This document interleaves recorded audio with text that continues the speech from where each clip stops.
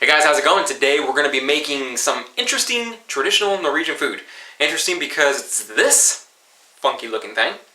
If you don't know what this is called in Norwegian by two different names. It's either kålrabi or kålrot.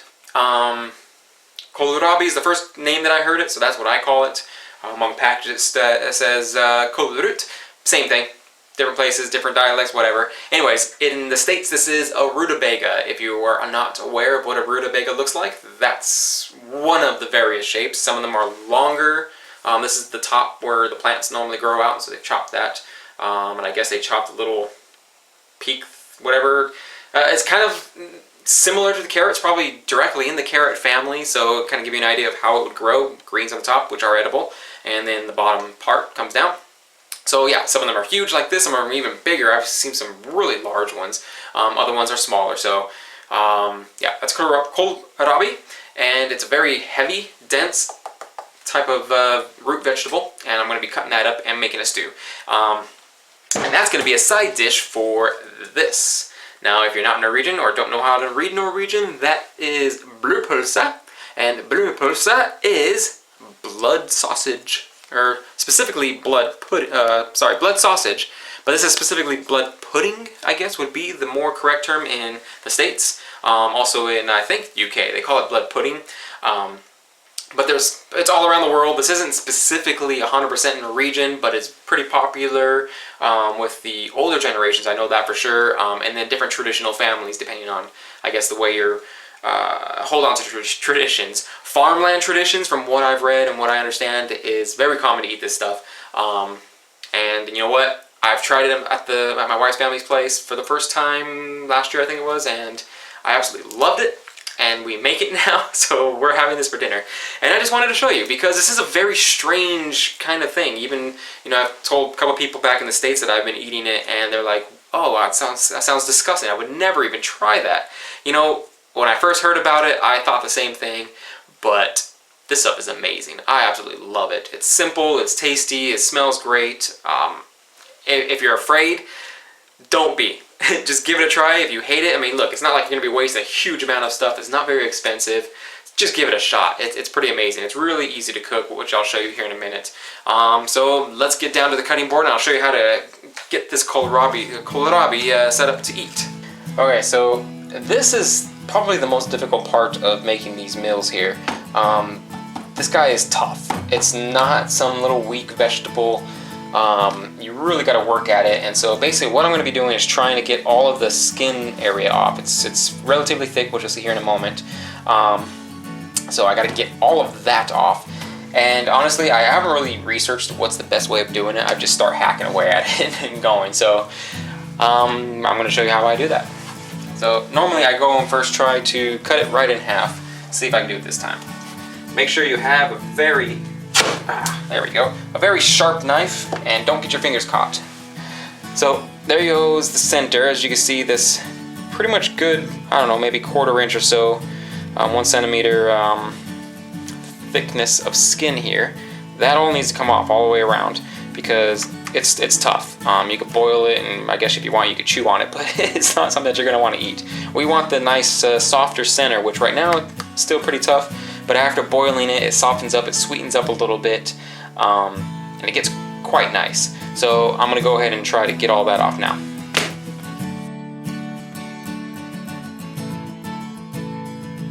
Now you really just want to go all the way around first, and, you know, get the layers off. And as you can see, you want to try to keep as much as the inside intact. You don't want to remove a lot of that, but, you know, some of it gets wasted, unfortunately. If you want, you can peel that out, but honestly, it's not worth the effort.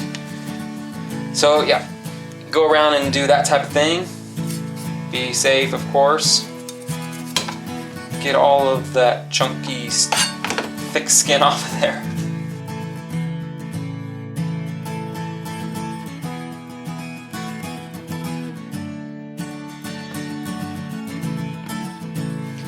So there you have it.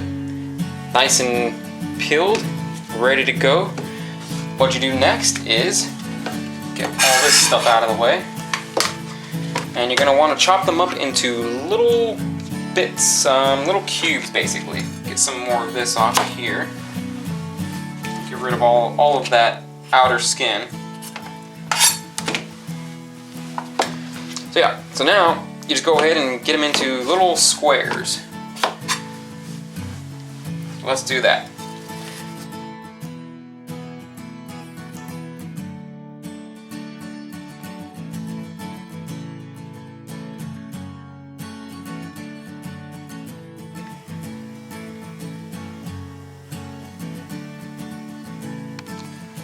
So here we go, I got a pot of water here. It's been heating up, it should be boiling pretty quickly here. A little bit of salt just to get it kind of a briny water there, not too much. Let those boil up for, I don't know, probably 10-15 minutes. I've never really count how long it takes. I do the other stuff while it's boiling. Basically you want to make sure that they're soft, so like when you stab them they're not, you know, tough to get off the fork. They kind of just slide in and come out.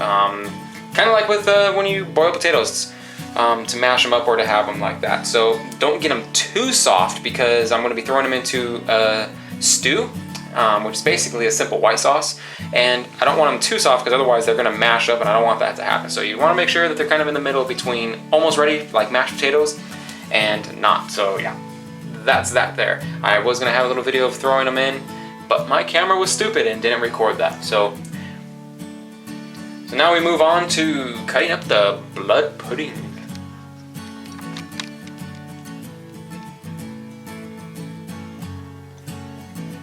Here it is, folks. I know you've been waiting for this.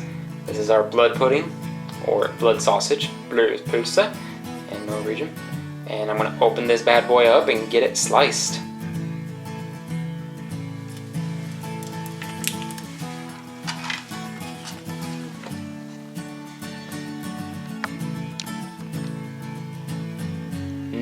Doesn't that look yummy? Yeah, okay. I know it looks pretty gross. So anyways, like I said, it's not gross. It just sounds gross, and it's, you know, one of those things like your body just kind of tells you probably shouldn't be eating that unless you have been around it for a long time, and then in that case you're like, wow, I really want to eat that right now. And so that's where I'm at in my moment of this venture. I can smell it. Oh, like I said, it smells sweet. It's you can smell the raisin in it, spices and whatnot. It's kind of Christmassy actually. So yeah, you get some shiny bits. I know it looks terrible, and seriously, this really is blood. There's no joking about it. This is the real deal. But it's pretty good. So you basically just slice it into. Let's see if I don't want to mess this up here. Slice it into thin-ish slices. It's pretty brittle. It's kind of dry. So you got to be careful. Yeah, you just get it into like these little patty type shapes. I'm totally ruining this here. I'm a little ambidextrous, so I'm sure you're noticing I'm using both hands here. So yeah, don't be alarmed. I can do both, but I'm trying to hold this together. Yeah, that's not what you want to do right there. So anyways, this isn't the easiest thing to really be cutting for me. I'm not too experienced with it yet. It's like my second time making it personally. And my knife is not the best thing. It just wants to stick to everything, as you can see. So it's just tearing it apart, unfortunately. But anyways, there you go. I never said I was a pro cook. I'm just showing you this weird, seemingly weird food from Norway. So yeah, anyways, that mess there, as unappetizing as it looks, is going to be a pretty appetizing meal. I know it looks absolutely disgusting right now, but you know what? It's not. I can't say it enough. It's really not that bad. So next up, we're going to get over here into the frying pan and get that going. Alright, so we got the frying pan here getting all nice and warm. Throw a little bit of butter in there. Get it nice and non-sticky. And it just gives it a nice little flavor. toss these guys in.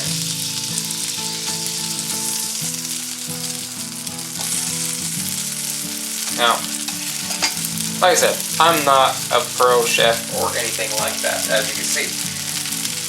So, anybody that is an expert at making these things, let me know what I have done wrong so I can fix it or do something better next time I make it, because this is just my way of doing it and what I've read up on. So, not 100% sure if I'm doing it 100% properly, but my wife loves it, I love it, and that's all that matters, right?